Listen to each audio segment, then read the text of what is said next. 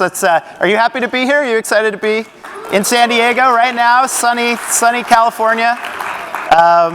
Not as sunny. I planned the suit for a sunnier kind of environment, but you just roll with what we got. So I'm Julian Spector. I'm a staff writer at GreenTech Media. I'm going to be kind of your host this morning to kick things off. And just briefly, so you know what I'm going to do here, we're going to run through all the logistics, get you on the Wi-Fi, get you set up.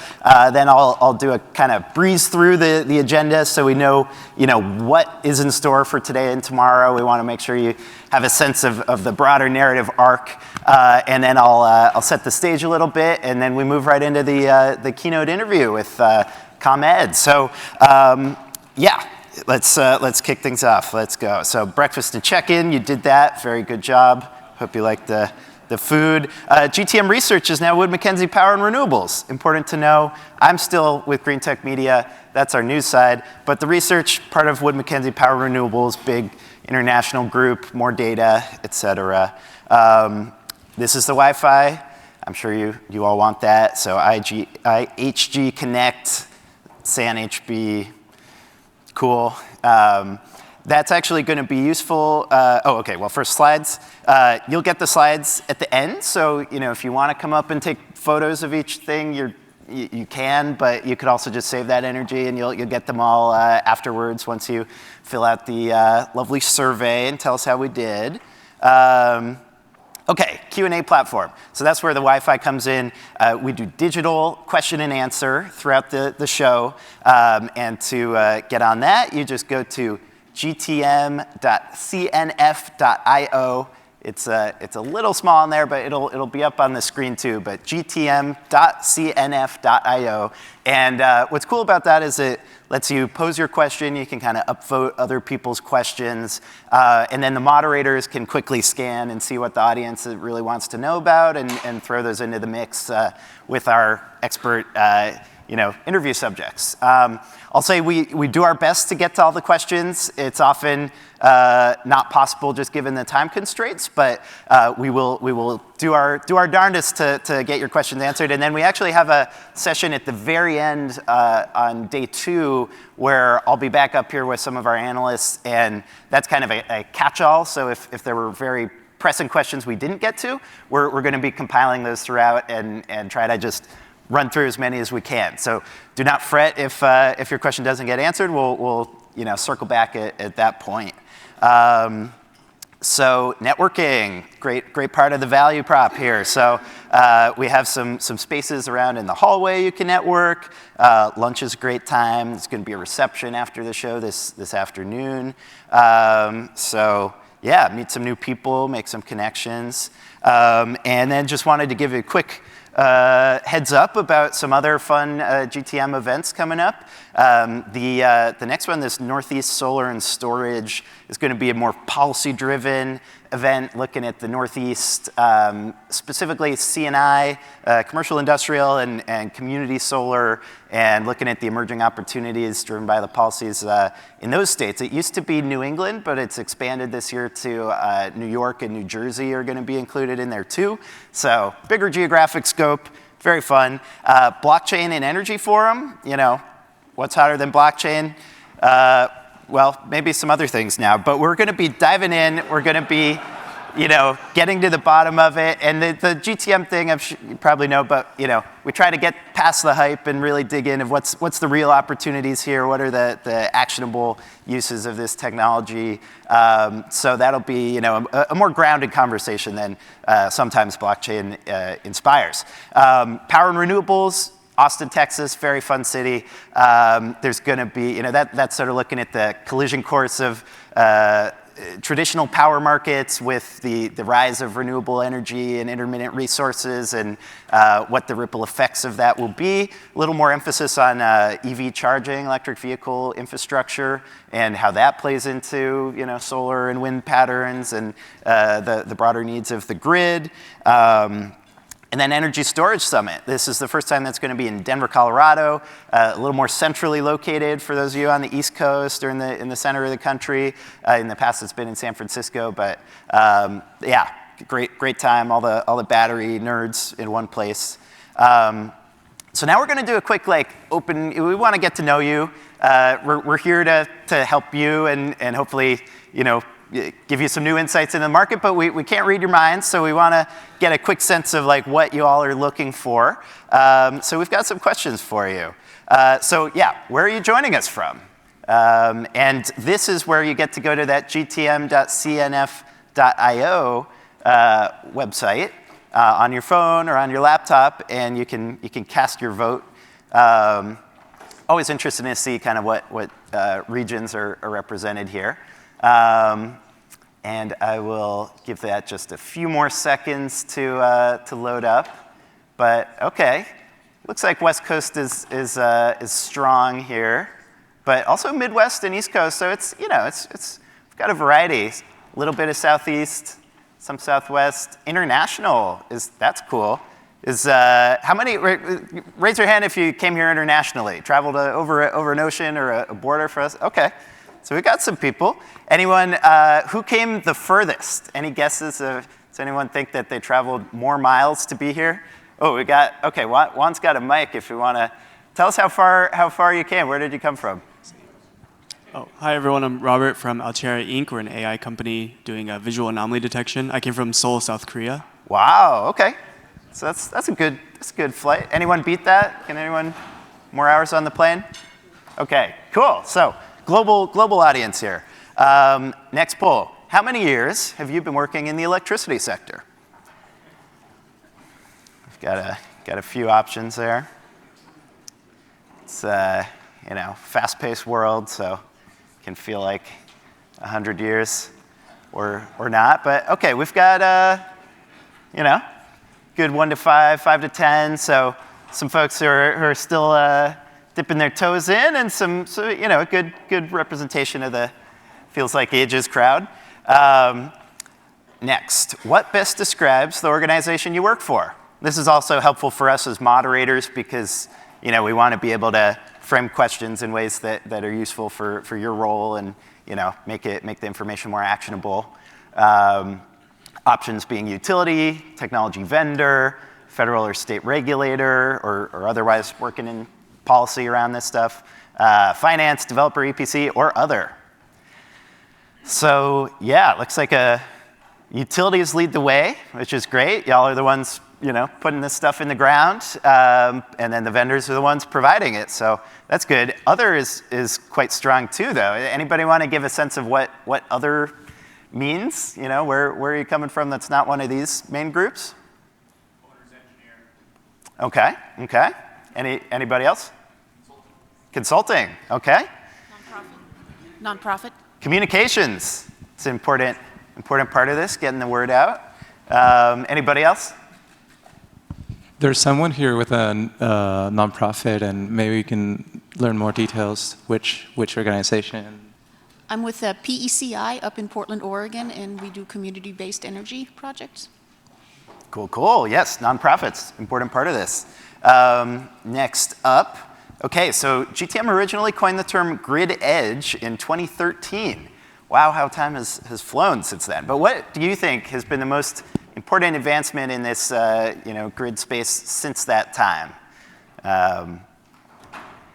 We've got renewable portfolio standards driving new energy onto the grid, electric vehicles, energy storage, Internet of Things.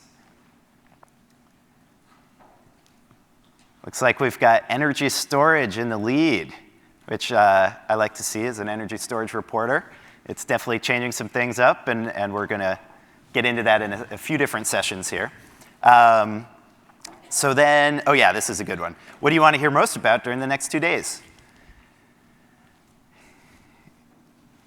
We've got a lot of potential topics. We'll probably be touching on all of these in some form or another, but energy efficiency, resilience, distributed energy resources, electric vehicles, customer experience, technology. Okay, so the DERs win. That's good. We have especially day 2. Well, I'll run you through the calendar, but a lot of sessions about how to get those in there and understand what's happening. And then where is your company in its analytics journey? And let's see what the options are here. Let's cast the first vote. Okay, Excel counts, right? I'm assured there is a strategy. We have a clear vision. We have a vision and the skills and tools to execute, and we are in production and building use cases. It's a little bit tongue-in-cheek here, but okay. Looks like everyone's in production and building use cases. And that's actually a good segue into, I think this is a very exciting time to be here talking about the grid edge. Things are actually happening now. You know, we've been coming here for a few years, and when I joined GTM, this was often like the most confusing event for me to try to get my head around, because Grid Edge incorporates so much. You know, if you're at a solar event, you know what solar's doing. If you're at a storage event, you know what storage is about, although it's a little more complicated than solar. But Grid Edge, you know, it's encompassing all of these distributed, decentralized digital tools away from the centralized grid model. So everything from, you know, solar and batteries and localized generation to software control systems to microgrids to electric vehicles and charging infrastructure. It's a big bucket here. But what's very exciting is in past years there was a lot of, you know, one day soon, this is nascent, this is just getting started, and at this point in time, things are actually happening. Things are getting built.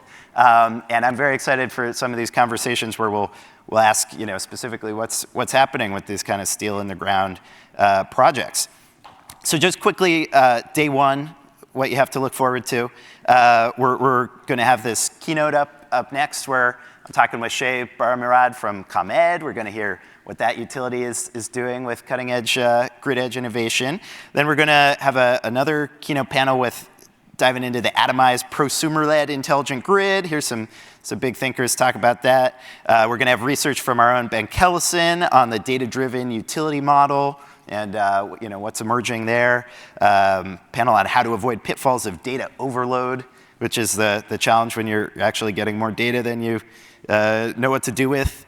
Stuff on resilience, on how electric co-ops are approaching digitalization, customer energy management, electric vehicle adoption, and how utilities are trying to move from being commodity providers to digital service providers. So that's day one, and then we party. There's a good networking reception at the end of that.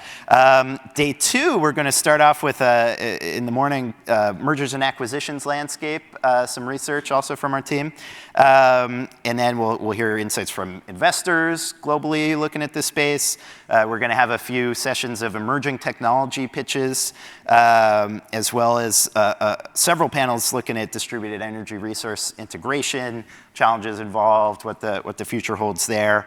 Also look out for lunch workshop from Rocky Mountain Institute. They're coming in to share their thoughts on you know, grid modernization done right. So that's going to be a fun time. You can eat and learn at the same time. And then we're closing, like I said, with a roundtable with me and some analysts. So we're going to try to pull together the threads. You know, there's a lot of information we're throwing out at you, but we will try to kind of wrap that up and give you some takeaways that you can bring home to your friends and colleagues to impress them. So I think the only other thing I wanted to say is, you know, this conversation can get abstract, you know, it could get a little divorced from reality sometimes because there's some high concepts flying around, but there are real stakes here. And so I wanted to set the stage, you know, as you're going through and scrutinizing these panels and trying to learn. There's a lot of money on the line, you know, billions of dollars potentially. And I think it's very important that industry and regulators and government keep working on a shared understanding of how to think about the grid edge.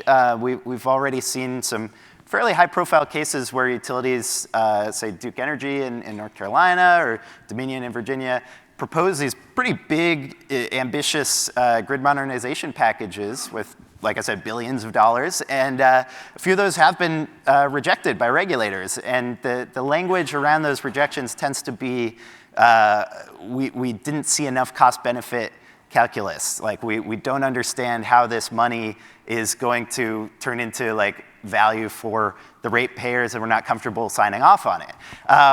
And that's a challenge for all of you here, because as we'll see, there's a lot of exciting stuff you can do with these grid edge technologies, but it does require changing the way you think about the grid and how that operates. And if we don't have a shared language for describing what you want to do, chances are it might not ever get approved. So that's important.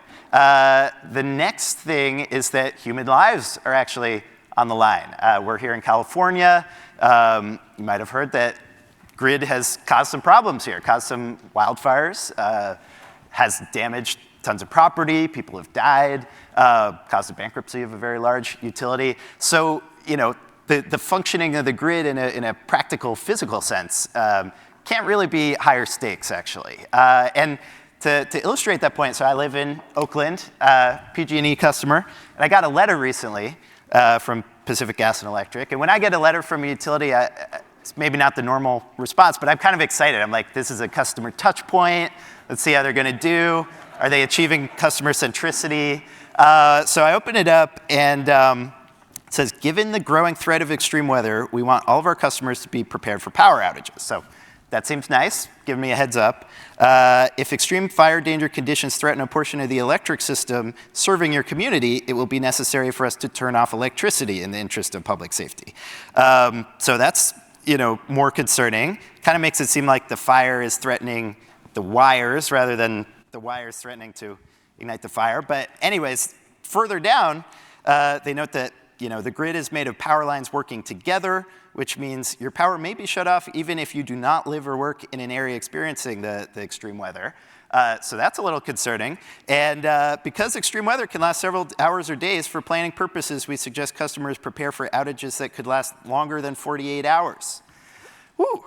So, I live in the Bay Area. This is the home of high-tech industry for the world. And we're getting warned that we might be sort of have to do without power for 2 days or more as a just regular course of action.